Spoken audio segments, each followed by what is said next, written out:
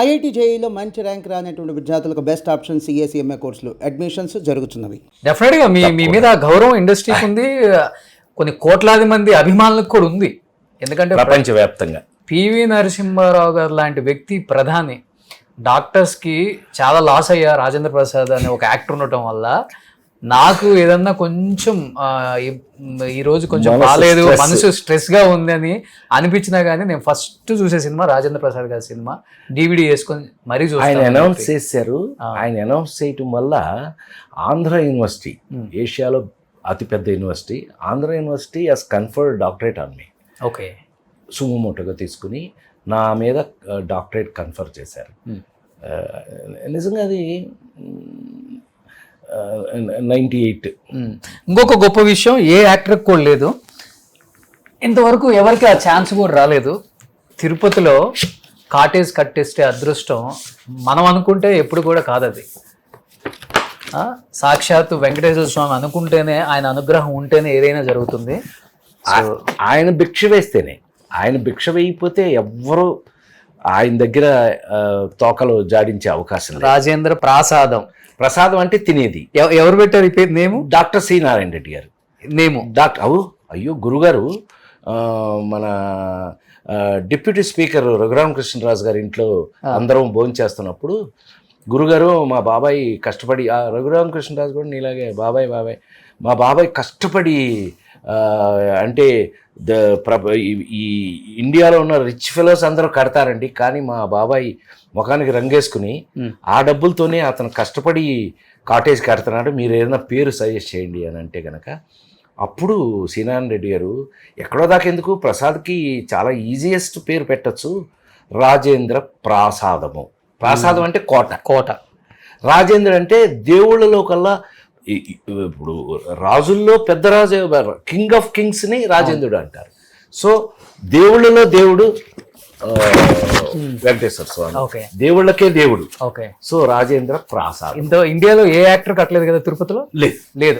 First time I'm the only actor who constructed cottage on Tirumala. Okay, ఇంకెవరికి లేదు. ఎన్టీఆర్ గారు ఇచ్చారా ప్లేస్? బాబు గారా? కాదు. అప్పుడా అలాట్ చేసింది. అప్పుడు ఎలాట్ టీటీడీ వాళ్ళు ఎలాట్ చేశారు. అప్పుడు చైర్మన్ గా ఉన్నది టి సుబ్రహ్మరెడ్డి గారు. ఓకే, కాంగ్రెస్ ఐఎంఏ, అప్పుడు Congress government. T Subrahma Reddy was the TT chairman. Okay, సంతకం పెట్టింది ఆయన. ఆయనకి తెలియదు ఎందుకు సంతకం పెడుతున్నారు. పెట్టేసిన తర్వాత ఏంటిది అని అంటే కనుక, మీరు చెప్పారు కదా సార్, రాజేంద్ర ప్రసాద్ గారికి ప్లేస్ అలాట్ చేసాం, మీ కాటేజ్ పక్కదే అంటే, నాకు చెప్పలేదు ఏంటా, మా ప్రసాద్ అయితే నేనే చెప్తాను కదా, అది ఇదని ఆయన ఫీల్ అయ్యారు. ఓకే, అందరిది మంచి ఉద్దేశమే. ఓకే, ఎవరికి వేరే ఉద్దేశం అయితే లేదబ్బాయి, నీకేం వరీ కావద్దు, ఇవన్నీ డోంట్ హ్యావ్ టు వరీ. ఏం చేస్తున్నారు ఇప్పుడు గాయత్రి వాళ్ళ పిల్లలు లేదు, గాయత్రికి ఒకే ఒక కూతురు. అది మహానటి సినిమా చూస్తారు కదా, చిన్న సావిత్రి యాక్ట్ చేసింది. ఆ తర్వాత ఎర్ర చీర, ఇట్లాంటి 2-3 సినిమాలు చేసింది. ఇప్పుడు కూడా నా కూతురు ఇంకోటి చిరంజీవి కూతురు సుష్మిత, దాంతో ఏదో ఒక తీస్తాను, స్పెషల్ ఫిల్మ్ ఏదో, అందులో ఈ పిల్లని పెట్టి, అంకుల్ నేను చూసుకుంటాను దీన్ని, అది ఇది అని. ఇప్పుడు దాన్ని వీళ్ళందరూ భుజం మీద వేసుకుని, స్వప్న తెలుసు కదా, దత్ గారి అమ్మాయి, అదే నన్ను నాన్న అంటది. సో వీళ్ళంతా కూతుర్లేగా నాకు, అంతే కదా. వీళ్ళు ఆ పిల్ల రెస్పాన్సిబిలిటీ తీసుకున్నారు, ఆ పిల్లకి క్యారెక్టర్స్ రాయిస్తున్నారు. చదువుతుంది, 10th వచ్చింది, శుభ్రంగా చదువుతుంది. చదువుకోవాలి శుభ్రంగా. ఎవరైనా నేను నేర్పేది ఎప్పుడైనా నీకు బాగా గుర్తుంటే, నేనే ఇంజనీరింగ్ ఫస్ట్ క్లాస్ స్టూడెంట్ని, ఎవరైనా సినిమాకి వచ్చినా కూడా చదువు మస్ట్. అవును, చదువుకునే రావాలి అని మనం ఎప్పుడూ చెప్తూ ఉన్నాం, ఇప్పుడు చెప్తున్నాం. అవును. సో బాలాజీ అని ఏం చేస్తున్నారు ఇప్పుడు? బాలాజీ ఏదో నీలాగే construction, all real estates, all things. తను యాక్చువల్గా యాక్ట్ చేయాల్సింది రామోజీ ఫిల్మ్ సిటీలో వాడికి కథ కూడా తయారు చేశారు. అప్పుడు ఎందుకు పెద్ద ఇంట్రెస్ట్ చూపించలేదు. ఓకే, చూడాలి అది. సో కానీ పెద్దమ్మ బాగా ఫీల్ అయ్యారు మీ మీద ఈ కామెంట్స్ వచ్చినప్పుడు? నిన్న మొన్న పాపం తిడుతుంది నన్ను, ఏమని, మీరు ఎందుకు వెళ్తారు, ఎందుకు మీరు పావులా పెట్టి మీరు కొనుక్కుంటారన్ని సమస్యలు, మీరు ఎందుకు కొంటారండి ఇవన్నీ, మీకేం అవసరం, మీ డిగ్నిటీకి మీ లెవెల్కి మీరు ఉండిపోవచ్చు కదా అంది. నిజమే, నేను అట్లా అనుకోలా. యాక్చువల్గా పర్సనల్ ఇంట్లో ఫంక్షన్ లాగా అనుకున్నాను నేను అని అన్నా. మీరు అందరూ అట్లాగే అనుకుంటారు, వాళ్ళు అనుకోవాలి కదా, మీరు అనుకున్నట్టు వాళ్ళు కూడా అనుకోవాలి కదా అని కొంచెం క్లాస్ పీకింది. లే బుద్ధి వచ్చిందిలే, ఇది మంచికే, మన మంచికే, ఇంకెప్పుడు ఇలా జరగకూడదు, ఇప్పుడు జరగడానికి అవకాశం. కానీ మీరున్న స్టేచర్కి, మీరు చేసిన సినిమాలకి, మీ మీద ఉన్న ప్రేమకు బయట మీరు బుద్ధి వచ్చింది అనకూడదు బాబాయ్.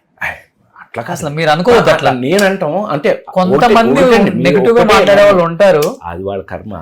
నేననేది ఒక్కటే ఏంటంటే, మనం కూడా జీవితంలో ఓహో అని మన జాగ్రత్తలో మనం ఉండటం తప్పు లేదు. Yes, exactly. ఊరికి మీకు నేను నేర్పేది కూడా అదే. అంతా అండ్ టేక్ ఇట్ ఫర్ గ్రాంటెడ్గా ఉండకూడదు. అవును. ఓహో ఇలా చేస్తే ఇలా జరుగుతుంది, వద్దు. మనం ఇప్పుడు ముందులాగా లేదు మీడియా. కానీ ఇప్పుడు ఎలా ఉందంటే బాబాయ్, మన కళ్ళ ముందు ఎదిగిన వాళ్ళు కూడా, అంటే మీరు అందరూ వాళ్ళందరిని చూశారు, మీ కళ్ళ ముందు ఎదిగిన వాళ్ళు, మీరు కొంతమంది ఆపర్చునిటీ కాదు వాళ్ళందరికీ. కానీ ఇప్పుడున్న జనరేషన్ లో ఏమవుతుందంటే, స్థాయి మారింది కదా, సభాపూర్వకంగా మర్యాదగా పిలిస్తే బాగుంటుందన్న feeling.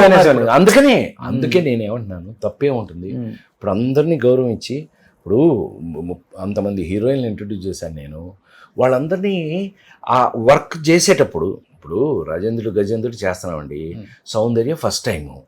Almost SV Krishna Reddy garu, Soundarya, camera Sarath, వీళ్ళందరూ అనేవాడు, ఒక్కసారి ఆ మూమెంట్ చేసి చూపించు అన్నయ్య, ఒకసారి చేసి చూపించు, ఆ అమ్మాయి ఫాలో అవుతుంది అనేవాళ్ళు. నేను I'm an educated actor, film ఇన్స్టిట్యూట్లో చదువుకుని యాక్ట్ చేస్తున్న వాడిని.